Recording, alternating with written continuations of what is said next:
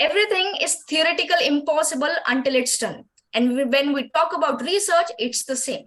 So hello and welcome. This is Himanshi Kaushik, your host of the day, and I would want to welcome you all in today's masterclass on from words to sentences to paragraphs to research paper, the modus operandi. And I hope that you all are safe, sound, and happy at wherever you're taking this masterclass from. So before we know a lot more about the science and research and the knowledge we're going to get through the session, we have our expert with us today. So I shall take this moment to introduce you to our expert. We have Dr. Monica ma'am, Dr. Monica Gulati, Executive Dean, School of Pharmaceutical Sciences and Registrar, Lovely Professional University with us. She has more than 25 years of teaching, industry, research, and administrative experience, having completed her B Pharmacy, M Pharmacy, and PhD from UIPS, Punjab University, Chandigarh. Dr. Gulati served for 2 years in R&D department of Pencare Biotech. Shifting later on to academia, she has served more than 18 years of LPU in various academic and administrative roles. Her research forte is enhancing bioperformance of drug molecules, phytochemicals, and probiotics, metabiotics, and other biotherapeutics using conventional and novel dosage forms, especially in the area of colon targeting. She holds a keen interest in the quality control parameters of delivery systems. She has more than 150 impact publications and 15 invited book chapters to her credit. With an age index of 28 and RG score of 39.43, she has been granted 4 Indian patents and 3 Australian patents as well. She is on editorial and review boards of more than 25 journals. Ma'am, it is a pleasure for us to be here and looking forward for an amazing session, ma'am. Thank you, Himanshi. So, should I go ahead? Yes, ma'am. Yes, ma'am. Please. So, today we are going to talk about, the structuring of the research papers. Generally, what happens, there is an initial mental block kind of thing when we start with the writing of the research paper. There are certain pre-notions in our minds that we would not be able to do. There is a hitch in starting, and then the task seems so big that we at times feel a little hindered to start it right in the first place. Himanshi, I'll request you to please the slides. If you could go to the slide, please. Next, please. Fine, ma'am. Next. Okay, okay. Yeah. Next slide. Yeah. So first thing is, why should we strive to publish? When we talk of the research papers, the task seems to be so daunting that at times we feel, let us not start it at all. Let us not think about the, please go back one slide. Please go back by one slide. I'm sorry, I need to bother you again and again. No issues, ma'am.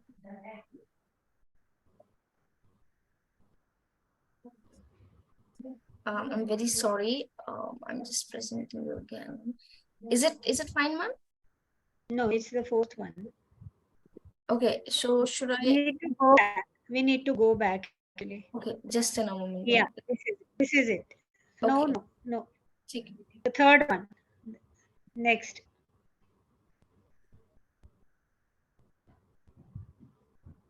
Is it okay, ma'am? No, beta, next page, please. Okay, okay. Is this third? No, we are at slide 2. We need to go to slide 3. Yes, this is it. It's gone back again.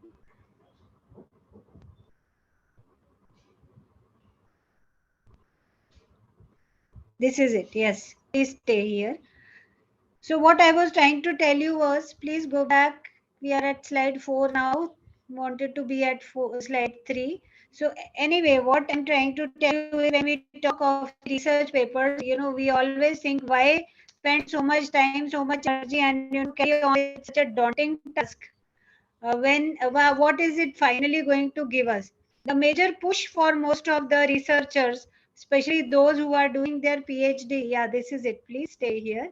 Is that they want to complete their PhD, and for PhD there is a condition that you need to publish 1 or 2 or 3 papers varying from one university or one institute to another one. But what I'm trying to tell you is that when we are talking about publishing the papers, research papers, it is not just the completion of your PhD. When you apply for jobs in good institutes, they are going to ask for your research profile. And the things have become so updated now that they will not just ask for your total resume, research resume, they will also ask you about how many papers do you have in Q2, Q3 journals, what are the impact factors, what is the number of citations, and then they'll also ask you how many papers have you written in last or published in last 2 years. Some institute ask you how many papers have you published in last 5 years or in last 10 years. The similar is the case with the fellowships.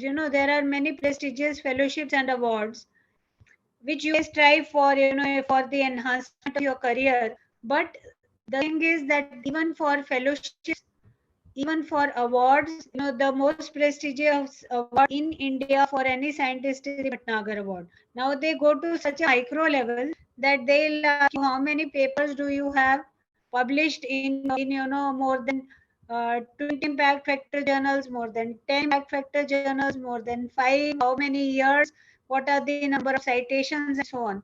So somewhere you see, for any academician, even in industry, we are going to join R&D, it has become almost a mandate to publish in good journals.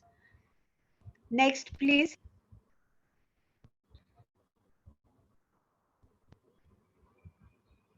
Another very interesting thing I'm going to share with you. This is a very interesting fact. Could you please go to the next slide?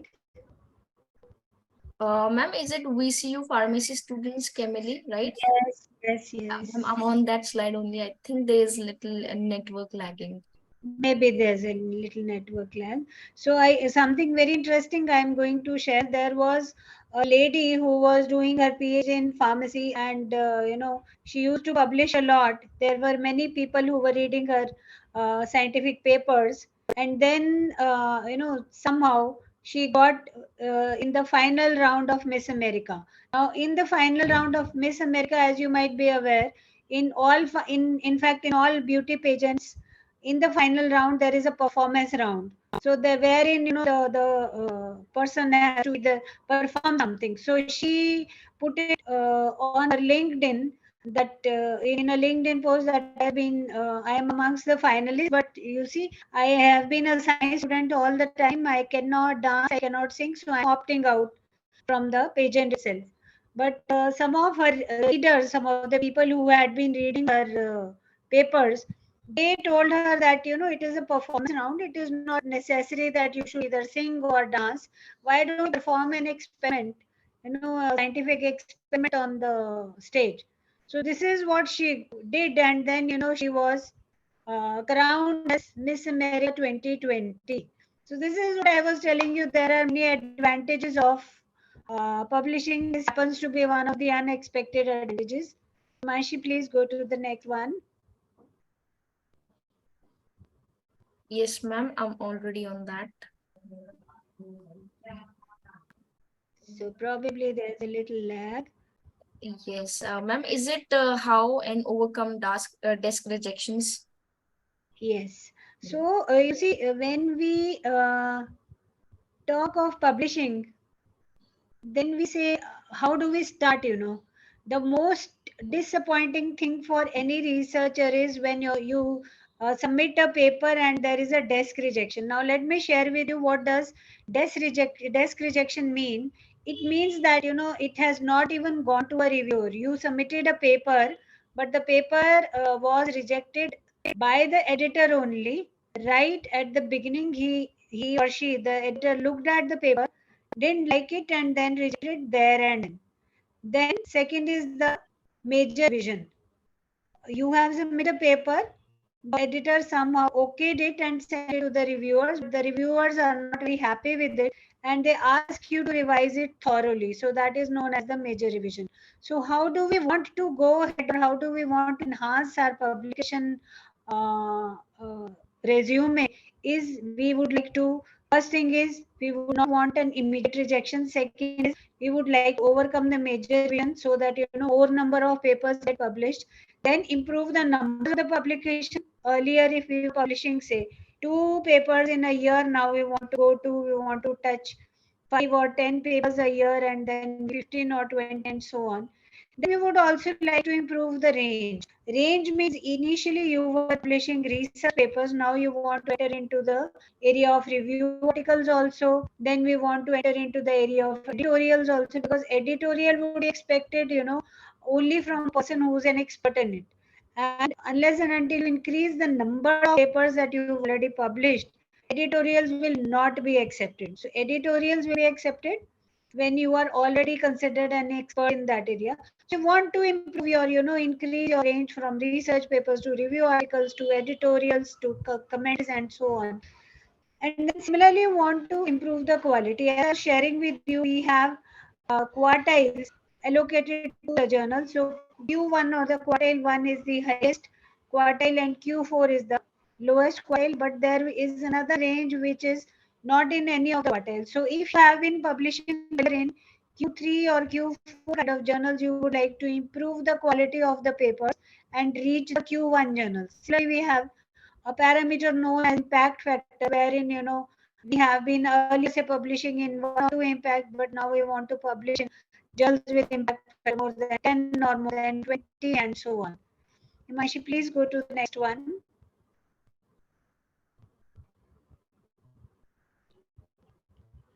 Yes, ma'am. Overcome the writer's block.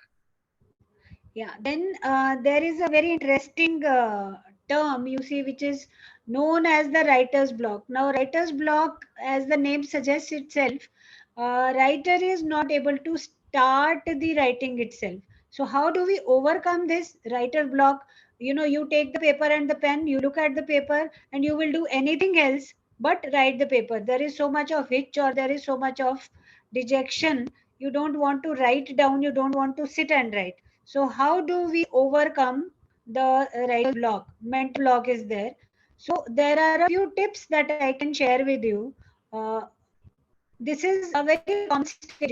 You take the papers, the blank papers are there. You look at them, you feel so depressed, you leave the papers, or you feel that I can't do this, so let me do some other work. So you get busy in some other work so that you don't even have to think about writing. That is an escapist kind of attitude. And then, or every time you sit down, you start feeling anxious. There is so much anxiety. You write just 1 or 2 lines and then you get up feeling anxious. Go and get a glass of water.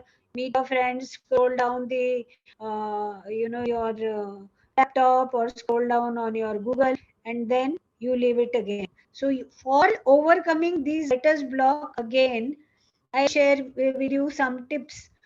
Beta, please go to the next slide. The first tip would be, just overcome this. So start writing. Write anything. Write the title. Write whatever you feel like writing. But overcoming is only by doing something which you have not been doing. So just go against it. Go against the instinct and start writing anything. Another tip that I'll share with you, which I also use at times, is do not do anything. Stop doing anything. That would give you an idea that you are wasting your time. So once we start feeling that we are wasting our time, if you go and start watching a movie, or go talking to a friend, or get yourself busy in some other work, some checking of the answer sheets, or preparing your lecture, you feel you are busy and you still don't do it. But just leave everything and don't do anything. So boredom or not doing anything will get into your mind so much that eventually you will sit down and you will start writing it. Third thing is, human mind is very smart. So if you trick it into saying again and again that, I feel like writing a paper. I love writing a paper. It is very interesting. So it is generally, this phrase is used very common by the marketing people or industry people, that fake it till you make it. So keep telling yourself that I love to write. No, so then once your muscles start moving, your brain is also going to catch. So once the process starts, then the acceleration is there, and we'll end up maybe writing 2 paragraphs or 4 paragraphs. Another thing is, if you are not in a very creative mood, first paste the pictures, paste the figures that you have prepared, paste the references that you have prepared. Once you come into that mode, you will automatically start writing.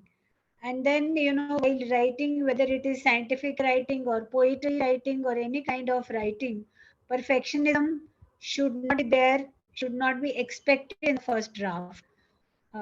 Himanshi, you could please move on to the next slide. So please do not try to be perfect in the first draft itself, because the first draft, even for a very experienced author, is never going to be perfect. So you can slowly and slowly refine it, rather than not starting, or rather than scribbling 2 lines and then cutting them, say, feeling that they are not good enough. So overcoming the writer's block, these are the 4 5 tips which I in fact follow myself to overcome that kind of mental block itself. Himanshi, could you go to the next one? Yeah. So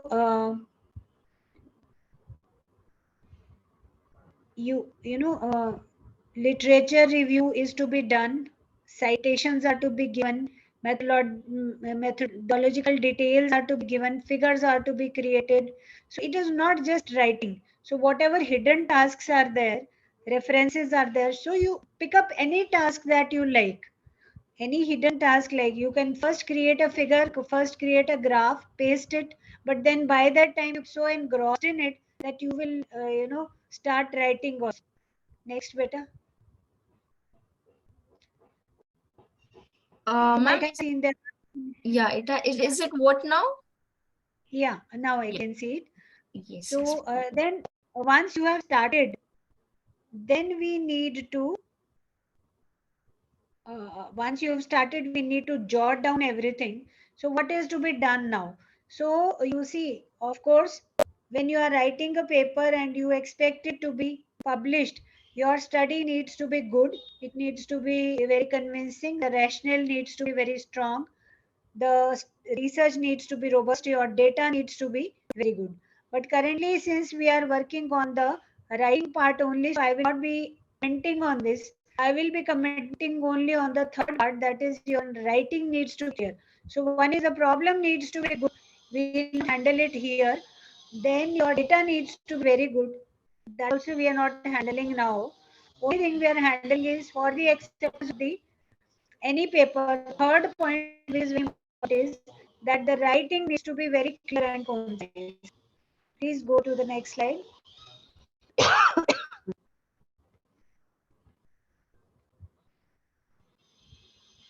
Yes, ma'am. Being a native speaker, ma'am.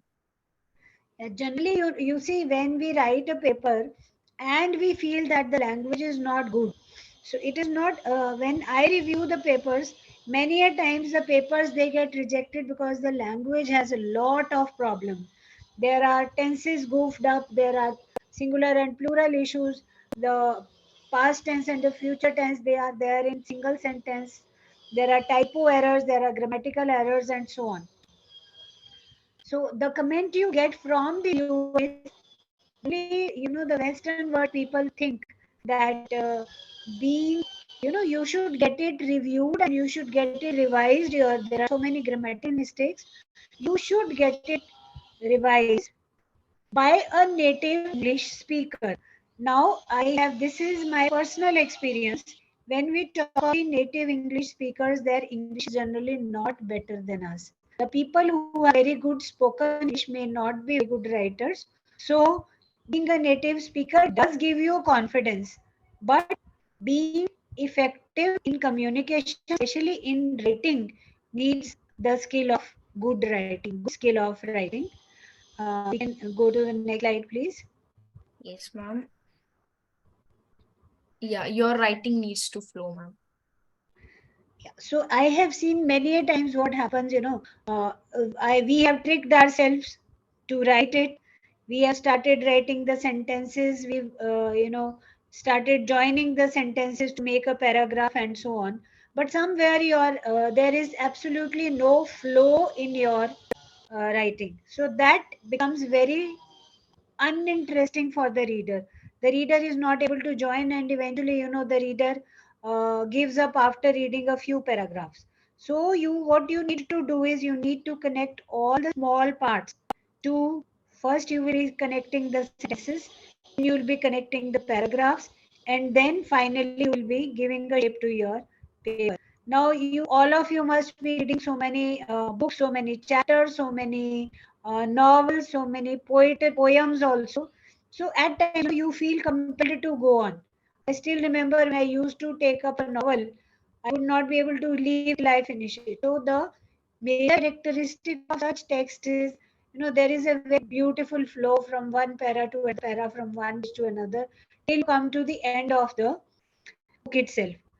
Unfortunately, scientists do not have that flow kind of thing in their writing. So we need to develop that. So when we need to develop that, what basically is needed is one sentence should be connected to the another sentence. If they are disjointed, the author are going to feel, the readers are going to feel very, very uncomfortable. So in this, we will use the transition markers. Transition marker is a very beautiful tool given to us by the grammar, by the English grammar. Transition markers have been given to make any text flow. Himashi, please go to the next one. Yes, ma'am. Transition marks. Yeah, transition markers. So transition markers are basically the phrases which are going to join two sentences, or which are going to join two paragraphs, or any two parts of the written material. So you see, when we say that uh, perform this experiment, during that time this would be done. So rather than writing during that time or not writing anything, if you simply write a word meanwhile, that will make the sentences flow from one to another one. So there are simple transition marks like therefore, as a result, before this, resultantly, eventually, because of this, and so on. So transition markers is a very beautiful tool. Next page, please. These are the very beautiful phrases or words which make our writing flow. So the reader will never feel bored, or the reader will never feel uh, you know find it difficult to understand your text. So we look at a few examples wherein we can actually feel that the flow has been given by the transition markers. So can you see the two sentences? Yeah. So most children like strawberry ice cream. Full stop, pistachio is usually not their favorite. When we just write on the other hand, this is a transition marker, you see. The adding of a phrase on the other hand has given a flow to the sentences. Next, next page. Yes, ma'am. Next, people use 43 muscles. Yeah. So when we use on the other hand, when we use on the other hand, or we use inversely, or we use contrastingly, these kind of words, when you are comparing two things, then again it lends a flow to your writing. And flow is something which the readers are going to love.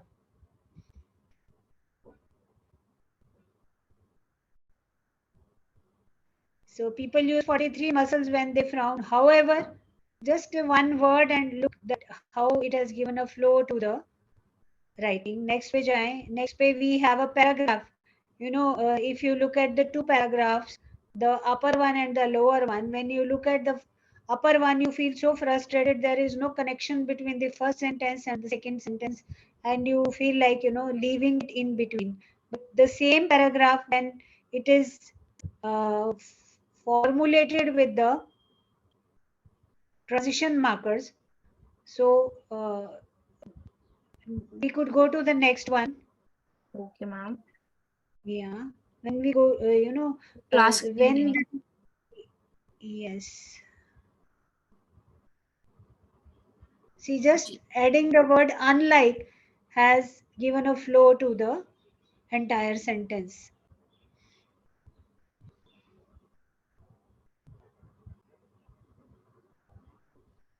Shall I go to the next slide, ma'am? Please. Yeah, the paragraphs. Yeah.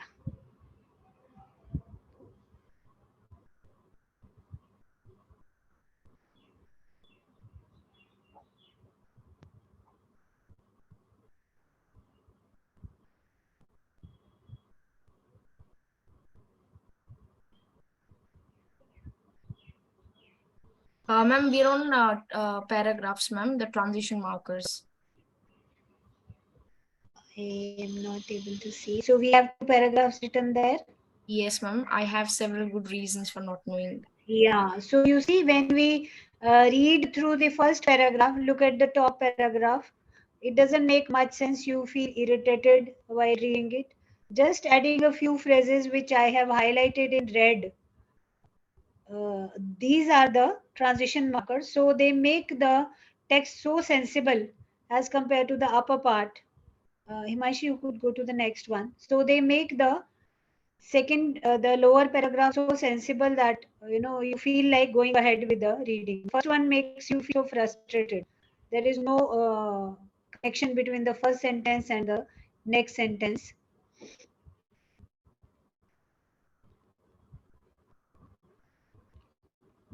Ma'am, we're on your writing needs to flow. Isn't it amazing? Yeah, just a moment.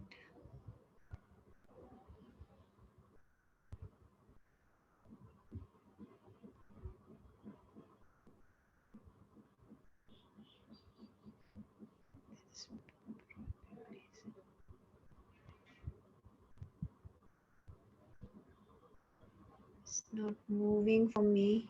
Yeah. So next, I think we can, I've already talked about this. So small structural changes, they are improving the flow and readability of the scientific writing. Then when we talk of the abstract also, abstract needs to be very flowing kind of abstract. It should be able to present whatever you have finally given in your paper. So the entire crux of the paper should be presented in the abstract. Abstract all needs to flow because that is the first thing the editor or the viewer or the reader is going to see for you. Ma'am, I think, ma'am, am I audible? Yeah. Yeah, okay. Ma'am, we are on for whom? Chosen the target general before you start writing a paper.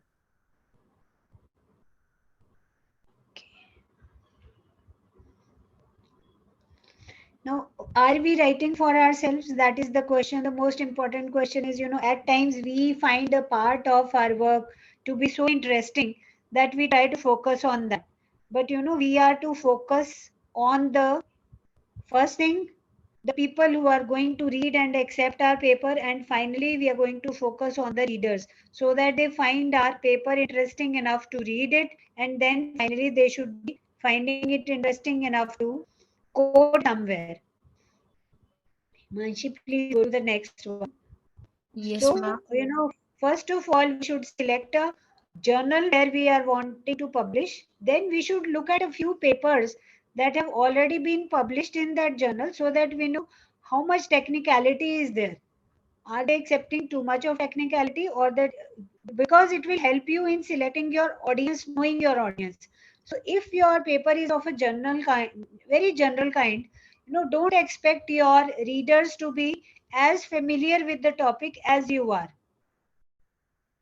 Because if you feel you have worked in that area for maybe 4 years or 5 years or 10 years, but the reader has not done so. So try to keep your writing simple, and you should be very clear in whatever you are trying to convey. And then, one thing which I would like to share with you is, please don't make the sentences very long. When the sentences are very long, it puts off the reader. And leaving your ego aside, first ask some of one of your friends, or maybe your parent only or your sibling only, to first read through the abstract, so that the he or she gets the crux of the entire thing. So when you ask him or her, what do you feel, what do you get out of it, and he or she tells you that this is what I feel, if you wanted to convey the same thing, good enough, you have been able to achieve whatever you wanted to. If their take home is something different than what you wanted to share, then you need to rephrase the things. Himashi, please go ahead. So then you need to rephrase the thing so that whatever you want to convey is being read by the reader, or is being understood by the reader in the same spirit. It becomes the duty of the author to make sure that the reader is able to understand. It is your duty, it is not the duty of the audience. So Uh, abstract, yeah, now we are coming to abstract. You see, the abstract needs to be very interesting, and it needs to be very catchy, because abstract, I would say, is like a trailer. Please go to the next one. Abstract is, it is like a trailer or a teaser. Whenever we go for a movie, we will be investing some maybe 250, 300, 500 rupees and 3 hours. So similarly, when somebody is going to read your paper, there also he or she is investing a good time into it, maybe 4 hours, 5 hours, and so on. So for that, you need to make your abstract very interesting. It flow. We could go to the next one. It could flow. It should be very interesting. It should be catchy. It will be so catchy, in fact, that it should compel the reader to read ahead. So then, how much should you write? We come to this. First is when to start, how to start, and then how much should we write. So if you feel that you are very slow, there is no issue. Once you start, the flow will automatically come, right? Set the goal. Do, as I said, do not procrastinate. Eventually we need to finally write the paper. But are you somewhere measuring the time you are putting in into writing of a paper? At times, we unnecessarily punish ourselves, thinking that we've taken very long when we've just put in 1 hour or 2 hours only. So what I suggest is, you should focus on the time also. So start measuring the time. How much time have you spent yesterday, today? How much do you plan to spend tomorrow? In fact, there is a free tool available uh, on Google, which is known as Toggle. TOGGL. It helps you, keep a track of the time that you spent on any task. So if you are, it's not just writing. So if you are into guitar lessons or something, it will help you in maintaining time for that also. So once the paperwork is done, you can understand. Then we could go next slide.